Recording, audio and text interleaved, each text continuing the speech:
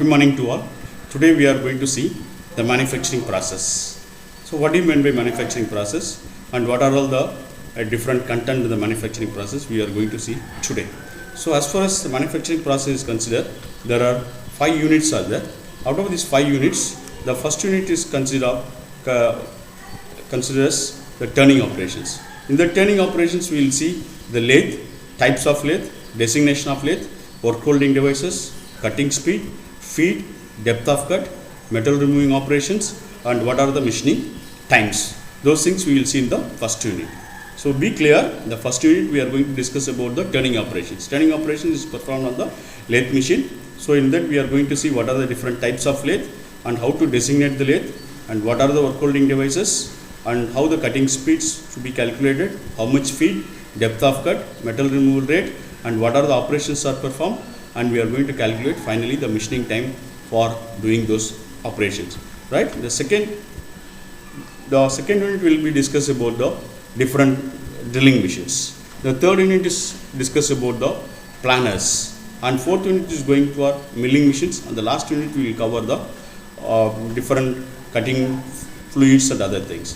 Right? So next, in this first unit, the lathe operations, we will see all the different types of lathe machines. Before going for the lathe machine, we should know what is meant by metal removal process. What do you mean by metal removal process? Metal removal is a process or the operations to be carried out on the raw material to get the required shape. If you are going for the metal removal process, there are 2 major classifications are there. One is going to be a traditional machining process and another one is going to be a non-traditional machining process. What is meant by traditional machining process? In the traditional machining process, the tool and the workpiece. This is going to be a tool and this is going to be a workpiece. Both the things will have contact. If the tool and workpiece will contact with each other, we call it as traditional machining process. If you are going for a traditional machining process, there are 2 major classification. One is going to be a single point cutting tool and another is with the multi-point. Even with the single point cutting tool, what are the shapes it can be producing, what the shape it was producing, or how the operation can be performed on the workpiece.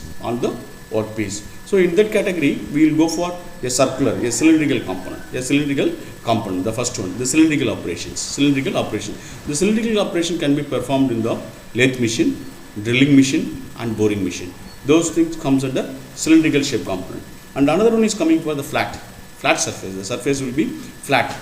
So those flat surface can be machined by using different machines. Those machines are shaper, planer, milling, and then broaching, sawing, filing, and gear forming, gear shaping. All those things comes under the plane surface operations. In the cutting itself, we discuss about the single point cutting tool as well as a multi-point. And again, if we are going for multi-point cutting tool, there is an abrasion operation. There will be an abrasion operation. Those comes under the second category of the traditional machining process. Right? And then non-traditional machining process. Non-traditional machining process is a process where the tool and workpiece will not direct contact. It will be a gap will be there to reduce the tool wear. We are using electrochemical machining process and abrasive jet machining process, ultrasonic machining process, and laser beam machining process, right? Electrochemical grinding process, right? Those things comes under non-traditional machining process. Next, we will see the center lathe. This is a picture of the center lathe. So see all the components. There are many different components are there in the center lathe, right? In the center lathe, we want to know what are the things we have to cover. So in this center lathe, first we will see what is the main objective of the center lathe. Next we will see what are the safeties has to be followed in the center lathe, and what are the different types of center lathe, and what are the main parts, and what is the purpose of all the parts, and how the work will be fixed on this particular center lathe, and what are the cutting methods, whether it is a plane turning or the taper turning operation or the thread cutting operation. That means different operations we have to see in this center lathe. And finally, we will go for different cutting speeds. This is the picture shows the center lathe operation. This is a real time machine. See the chart is also kept on above the lathe machine. So what is the component we are going to produce? The designed component will be there. According to that we are going to produce. Then generally in the lathe machine, the workpiece is always rotating. Workpiece is always rotating, and the tool is moving linearly. Tool is moving linearly. The tool movement is controlled by the operator. In manual machine, the tool is controlled by the operator. But if you are going for the CNC machines, it is controlled by the programming.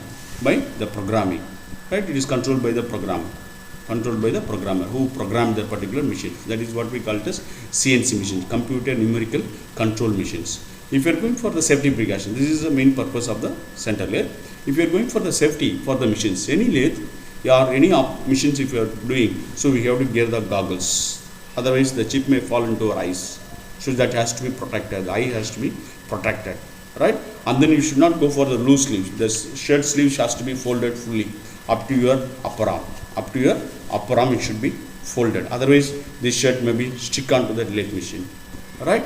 And then we have to use the guards. If the machine is there, there will be a guard comes in the front. You have to close the guard. Right? When you are taking the measurement, if you want to measure this diameter, if you want to measure the diameter, first you have to switch off the machine. Then you take the measurement. Then we are tightening the jobs on the chuck. After doing that, remove the chuck key from the chuck. Right? Then there may be a chips are there. Chips will be flow on the machine. Those chips has to be removed by only the brush. You have to use the brushes. Some people use the hand. It should be avoided. Otherwise the chip will be hot or chip may be sharp. It may damage your hands. Don't remove the chip by using the hands. Remove always by using the brushes. If you are going for the types of lathes, the first lathe is going to be an engine lathe. In the engine lathe, it is driven by the motors. There are a variety of sizes and shapes are available for the center lathe. These lathes are used only for the colleges where the students get the training and small workshops. These lathes are not suitable for mass production purpose. So if you are going for a bench lathe, there is another lathe is what we call it as bench lathe. The name itself implies that these lathes are mounted on the bench. The size will be very small. These machines are used to make a precision components for making a dies. For that purpose we are using the small lathe that is mounted on the bench. It is operated for precision operation, bench lathe. Then another is tracer lathe. So what are the components we have to produce? That half will be cut. It will be kept on the tracer. The tracer will trace the path of the momentum of the lathe tool.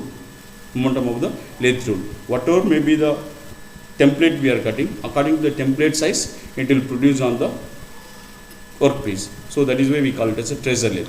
The second lathe is going to be an automatic lathe. So everything is automatic because all is programmed. Every operation will be programmed. It can be operated without an operator. Just we can hold the workpiece. Even by the robots will hold the workpieces. Right? Hold the workpieces on the chuck. Right? It will be held on the chuck machine. It will be operated. No manual operations. Everything will be automatic. Right? And another is going to be a turret lathe. Turret lathe comes when there may be a many number of operations. Number of operations will be more different operations. One is going to be in drilling, boring, reaming, and then it is going to be in single point cutting tool or knurling operations. Many operations can be performed on that particular component. That times we cannot change the tool one by one. So we will have 6 tools at a stage in the turret machine. Turret machine will have 6 machines on the turret head and 4 on the tool post. Turret head will have 6. Tool holder will have 4. 4 plus 6, 10. And one more tool on the back side, reversing tool. So totally 11 tools will be held on the turret machine. And also changing of the tool is also easy. So tool changing time will be reduced. So because of that, the machining time of particular operation can be reduced. For that purpose, we will go for the turret lathe. And another is computer controlled machines. Loading, unloading, machining, everything done by the computers. Controlled machine by automation. This leads to an industrial automation. Nowadays, almost all the industries are using only the CNC machines. CNC machine because easy to program nowadays. So we are going for computer controlled machines. So this is a line diagram of your engine lathe. So we are going to discuss in detail about the engine lathe. So you see the components of the engine lathe. All the components are shown here. The headstock, tailstock, tool post, right, feed rod, lead screw, rack and pinions, spindles, all these things. The examination, they may ask, draw the neat sketch of the lathe machine and explain its parts. So you have to draw the diagram. For drawing the diagram, I show another picture which is having the line diagram. So this is also a line diagram of the same engine lathe.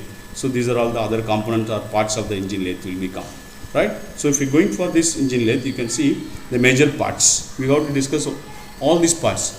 We have to start from the base, column, bed, headstock, tailstock, tool post, apron, cross slide, garage, chucks, right? All these components we are going to discuss in the forthcoming classes, right?